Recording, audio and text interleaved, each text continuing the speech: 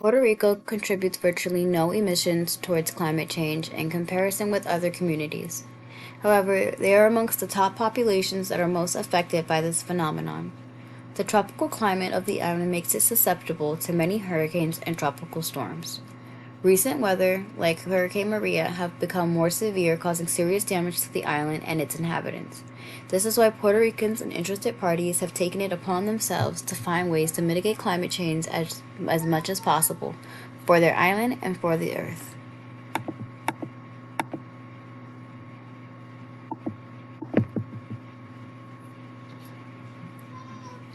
In this presentation, I will be discussing what is climate change, how local climate has changed in Puerto Rico, social impacts towards Luma, and para la naturaleza, local contributions from Puerto Rico regarding climate change, as well as mitigation efforts and adaptations.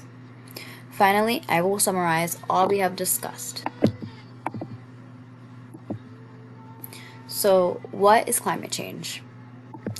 Climate change is a significant shift in regional and/or global temperatures that is out of the norm.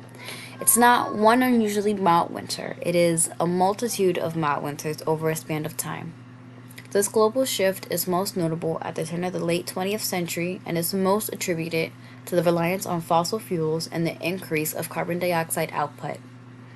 Many variables can contribute to the global temperature increase: air pollution, water pollution, natural disasters, even population growth.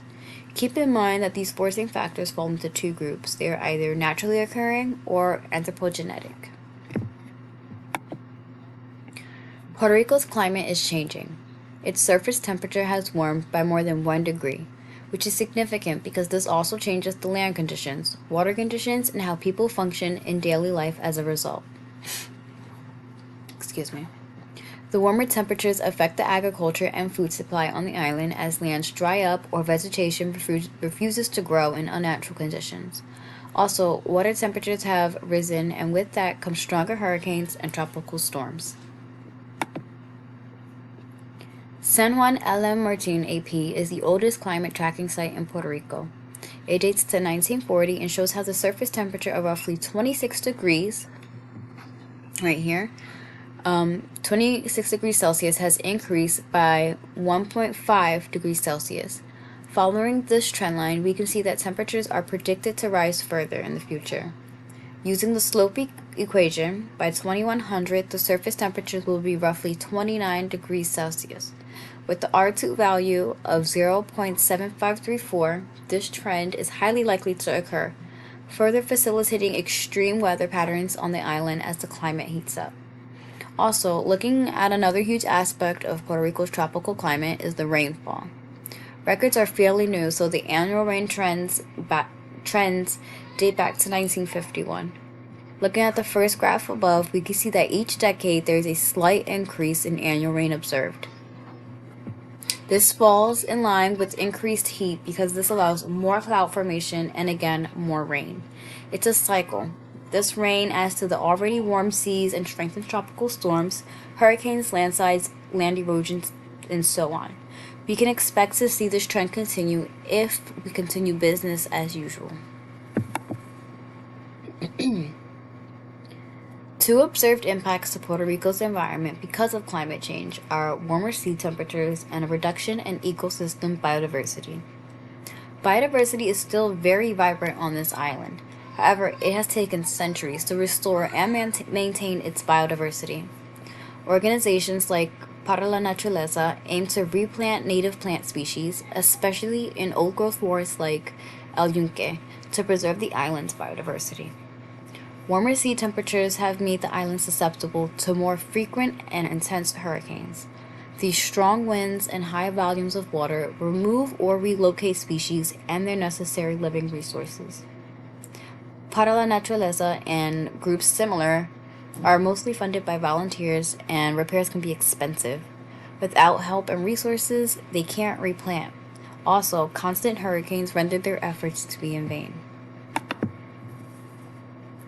As warmer temperatures bring intense storms, tourism, which is a big contributor to Puerto Rico's economy, falls. I personally experienced this in 2017 during Hurricane Maria. I was just going to travel to the island when the storm hit, and I, like others, had to cancel my flight.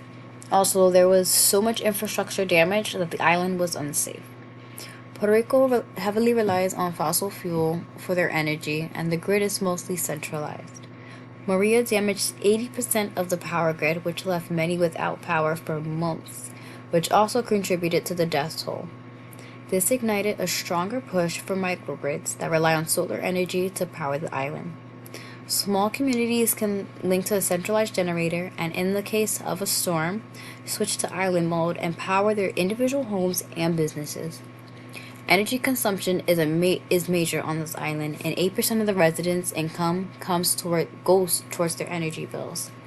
Also, the commercial sector is a big consumer of energy on the island.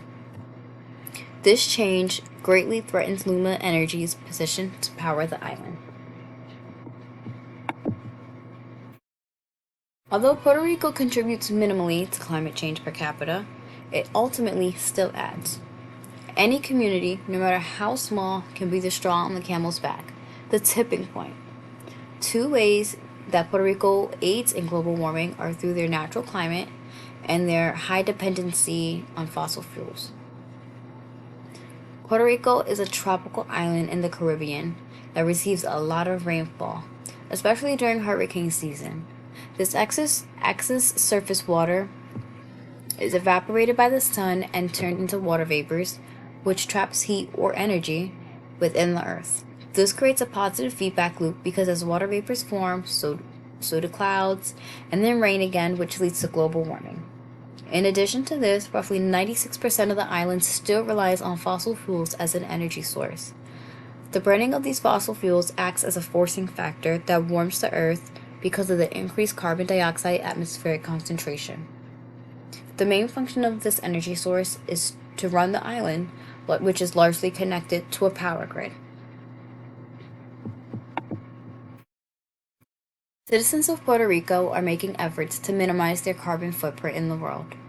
In 2019, they adopted the Puerto Rico Public Policy Act, which aims to have the island operating solely on renewable energy. The interim targets are 40% by 2025, 50% by 2040, and 100% renewable energy by 2050.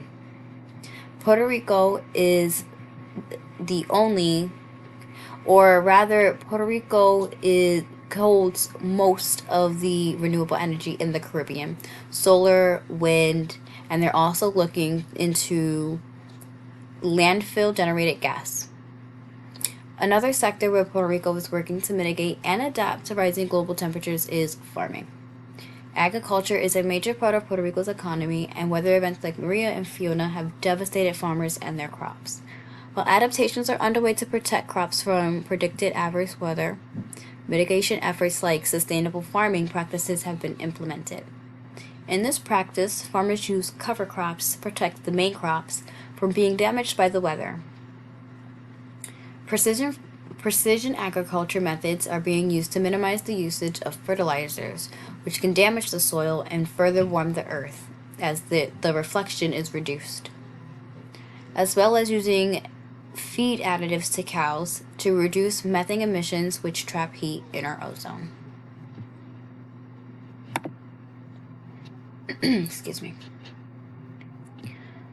Para la Naturaleza conducted a study that focused on areas on the island most susceptible to rising sea levels due to climate change. They have suggested that vegetation should be grown on the side of the roads, which can help protect road infrastructures from erosion and inundation. Additionally, a long-term solution to adapting with expected rising sea levels as global temperatures rise is building raised bridges that are built to withstand natural disasters typical to the island and to accommodate for future sea levels. Climate change is happening at an accelerated rate, and we are very near, if not already at the tipping point of reversing its negative effects on life on Earth. Puerto Rico is a community that is being hit hard with the effects of climate change, despite contributing little greenhouse gas emissions in comparison with the world. Mitigation and adaptation efforts by Puerto Rico include renewable energy, sustainable farming, and resilient infrastructure. Puerto Rico's resilience and adaptability to the negative effects of climate change are commendable and aligns with efforts to mitigate climate change from organizations like the U.S. Climate Alliance and Paris Agreement. It is our human duty to protect and preserve our Earth. Thank you.